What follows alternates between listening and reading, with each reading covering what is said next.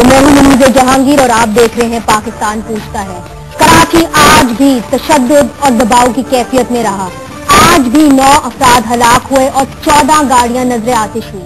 آج ANP نے اپنے کارکن کے قتل کے خلاف ہڑتال اور سوگ کا اعلان کیا ہوا تھا۔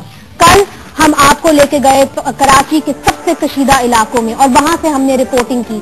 آپ نے کراچی کے لوگوں کی زبانی سنی، انہی کی کہانی سنی، انہی کی زبانی سنی، اور آج ہم بات کریں گے پالیٹیشن سے، چونکہ کراچی کا حل صرف اور صرف سیاسی ہے۔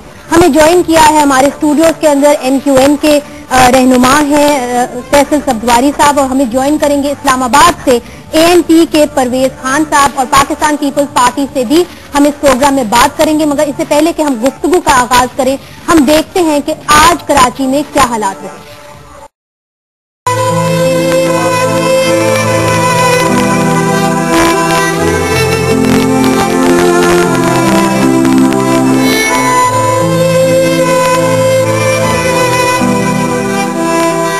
پاکستان کے سب سے بڑے شہر کراچی نے خوف کی چادر اوڑھ رکھی ہے۔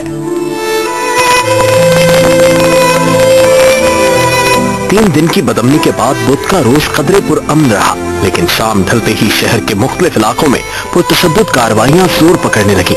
صرف 24 گھنٹوں کے دوران عوامی نیشنل پارٹی کے کارکن زین العابدین سمیت شہر قائد میں مزید 9 زندگیاں بدامنی کی بھینٹ چڑھ چکی ہیں۔ ANP کے سربراہ اسفندیار ولی نے اپنے اعلامیے میں ANP کے کارکنوں سے پرامن رہنے کی اپیل کی اور کہا کراچی میں وقفے سے کارکنوں کی ٹارگٹ کلنگ تشویشناک ہے۔ عوامی نیشنل پارٹی سندھ کے صدر سینیٹر شاہد سید نے کارکن کی ہلاکت کی مذمت کرتے ہوئے کہا کہ سوچے سمجھے منصوبے کے تحت ان کے کارکنوں کی ٹارگٹ کلنگ کی جا رہی ہے۔ ایک MPA کے شہید ہونے پہ 100 پختونوں کو بے گناہ مارا گیا، تو بھائی اس کی حکومت وقت کو چاہیے، اس کی رسپانسبلٹی جو اس کو کرنا کرے۔ عوامی نیشنل پارٹی کی طرف سے یوم سوگ کے اعلان کے بعد کراچی ٹرانسپورٹ اتحاد کی طرف سے پبلک ٹرانسپورٹ بند کر دی گئی۔ کئی مقامات پر پیٹرول پمپس بھی بند رہے، جس کی وجہ سے دوپہر تک ٹریفک معمول سے بہت کم رہی، لیکن دوپہر کے بعد معمولات زندگی ایک مرتبہ پھر معمول پر آنے لگے۔ تاہم حساس علاقوں میں پولیس اور رینجرز کا گشت جاری ہے۔ 2 روز قبل صوبائی وزیر اطلاعات شازیہ مری نے کراچی میں بدامنی کا ذمہ دار شرپسند عناصر کو قرار دیا تھا۔ دوسری جانب NQM کی رابطہ کمیٹی نے ANP کے کارکن زین العابدین کے قتل کی مذمت کرتے ہوئے ان کے قاتلوں کی فوری گرفتاری کا مطالبہ کیا ہے۔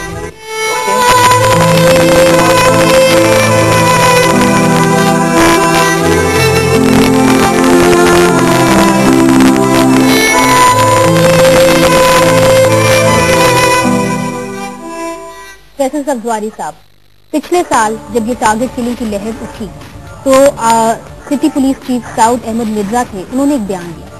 انہوں نے کہا کہ یہ جو وائلنس ہے یہ لسانی اور سیاسی بنیادوں پر ہو رہا ہے، اور انہوں نے کہا کہ 2 جماعتیں جو اس وقت حکومت کے اندر ہیں، کولیشن میں ہیں، یہ ان کی وجہ سے ہو رہا ہے۔ کیا آج بھی یہی ہو رہا ہے؟ دیکھیے، پہلی بات تو یہ ہے کہ وہ انکلوزیو نہیں تھے، ان کے جو کامنٹس تھے اس میں صرف لسانی بنیاد کے اوپر اور سیاسی بنیاد پر کہا گیا، لیکن فرقہ وارانہ بنیاد کے اوپر بھی یہاں لوگوں کو بہت زیادہ مارا جاتا رہا ہے، ٹارگٹ کیا جاتا رہا ہے۔ آج کی صورتحال قدرے مختلف ہے۔ پہلی بات تو یہ کہ سپریم کورٹ جب یہاں آئی ہے اور اس نے مختلف جماعتوں کو سنا بھی اور ایک جامع حکمت عملی ترتیب دی اور ایک ریویو سسٹم شروع ہوا، تو ہمیں کافی بہتری کی امید ہو چلی تھی کہ انتظامیہ پر چیک آئے گا۔ انتظامیہ پر چیک اس لیے ضروری ہے کہ بنیادی ذمہ داری ہے پولیس کی، لا اینڈ آرڈر کو سنبھالنے کی۔ کراچی وہ بدقسمت شہر ہے جو لوکلائزڈ پولیسنگ جہاں نہیں ہے، جہاں لوکل پولیسنگ نہیں، مقامی پولیس نہیں ہے۔ کراچی وہ بدقسمت شہر ہے کہ جہاں سیاسی بھرتیاں ہی نہیں، صرف پولیس میں سیاسی پوسٹنگز ہیں ٹھیک ٹھاک۔ اور میں آپ کو درجنوں ایسے واقعات گنوا سکتا ہوں کہ جب کرمنلز اور پولیس آپ کو سمجھ میں نہیں آتا کہ کون کون ہے، ایک ہینڈ اینڈ گلوز ہیں بہت ساری جگہوں کے اوپر۔ تو اس میں ایک پرماننٹ چیک یہاں پر ضروری تھا انتظامی طریقے سے۔ اس کے بعد کارروائی شروع ہوئی اور رینجرز کے اختیارات کو وسعت دی گئی۔ متحدہ قومی موومنٹ کے سیاسی رسوخ والے علاقوں میں رینجرز نے چھاپے اور گرفتاریاں بھی ماری، بٹ ہمارے حوالے سے آپ کوئی ایک واقعہ نہیں گنوا سکتے کہ جب ہم نے ہیو اینڈ کرائے کیا ہو اور کہا ہو، شور مچایا ہو کہ جی ہمارے کارکنان کو یا ذمہ داران کو یا ان کے گھر والوں کو گرفتار کیا جا رہا ہے۔ اس لیے کہ ہم انتہائی سنجیدگی کے ساتھ چاہتے تھے اور چاہتے ہیں کہ اس شہر میں یہ بدلنے کی جو لہر جو کہ آرکسٹریٹڈ ہوتی ہے، ایسا نہیں ہوتا کہ اچانک کوئی سلسلہ شروع ہو جائے، بلکہ کچھ نہ کچھ اس کے پیچھے پک رہا ہوتا ہے۔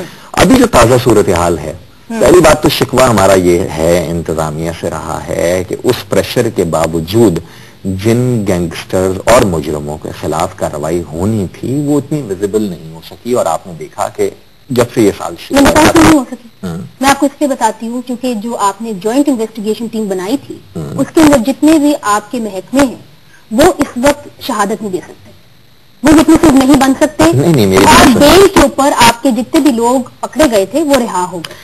مجھے معلوم کہ آپ کی پارٹی نے ایکشن تو لیا ان لوگوں کے اوپر، مگر کیا وہ واپس آئے آپ کی پارٹی کے اندر یا نہیں آئے اس کو کوئی کنفرم نہیں کرتا. پہلی بات تو ایک بڑی یہ اوور سمپلیفیکیشن ہے جوائنٹ انویسٹیگیشن ٹیم کی جو ہے، کیونکہ جوائنٹ انویسٹیگیشن ٹیم تو اور بھی بہت سارے لوگوں کی یہاں جو بنائی گئی ہے. میں سمپل جو آپ سے بات کر رہا ہوں، میں رحمان ملک والی ٹیم کی بات کر رہی ہوں. وہ آپ کو پتا ہے کہ اس ٹیم کا یہاں کے جو لیگل پروسیس ہے اس میں ان کو بھیجیں. آپ کے یہاں تو کلدم تنظیموں کے جو سربراہان ہیں ان کو اعزازیہ بھی دیا اسی پنجاب گورنمنٹ نے، اور ایم پی او کے تحت ان کو بند رکھا گیا، اور کسی کے اوپر چارج کرنا. میں یہ نہیں کہہ رہا کہ کسی بھی بیٹا کو، میرا پوائنٹ یہ ہے پہلی بات جی دیکھیں میں اگر آرام سے میں گفتگو آگے بڑھنے کے لیے میں لے کر آ رہا ہوں.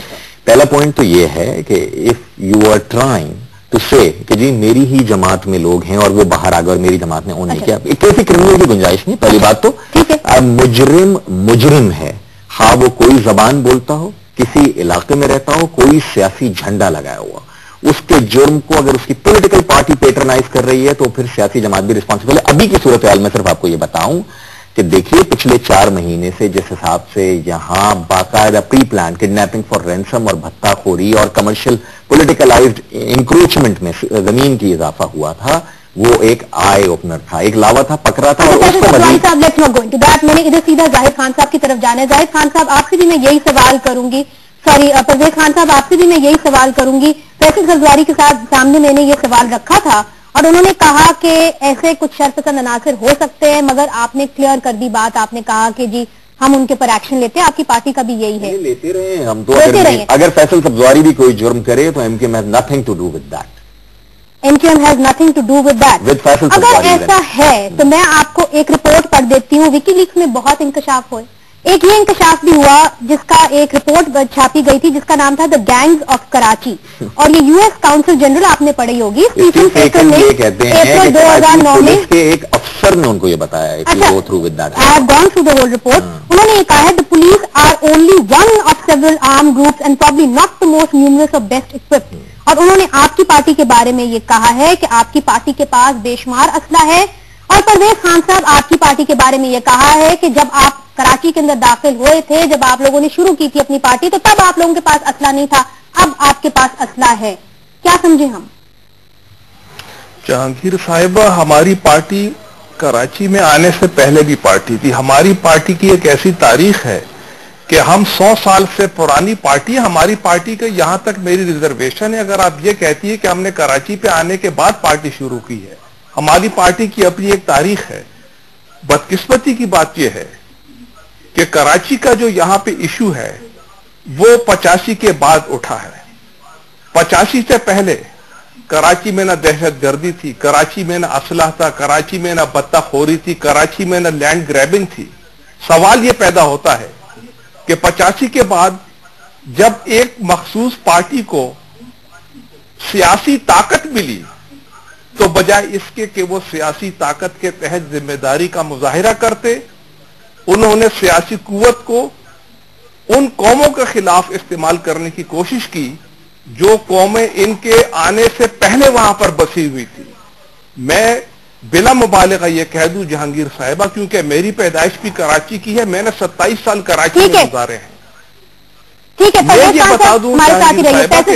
انہوں نے کہا کہ 1950 کے بعد یہ سب کچھ شروع ہوا. 85 کے بعد. جی 85. ان کو نہ جنرل ایوب کے زمانے میں جو کچھ کیا گیا، جو یہاں لنگوسٹک رائٹس کے نام کے اوپر جو یہاں کیا گیا، یہاں شہدائے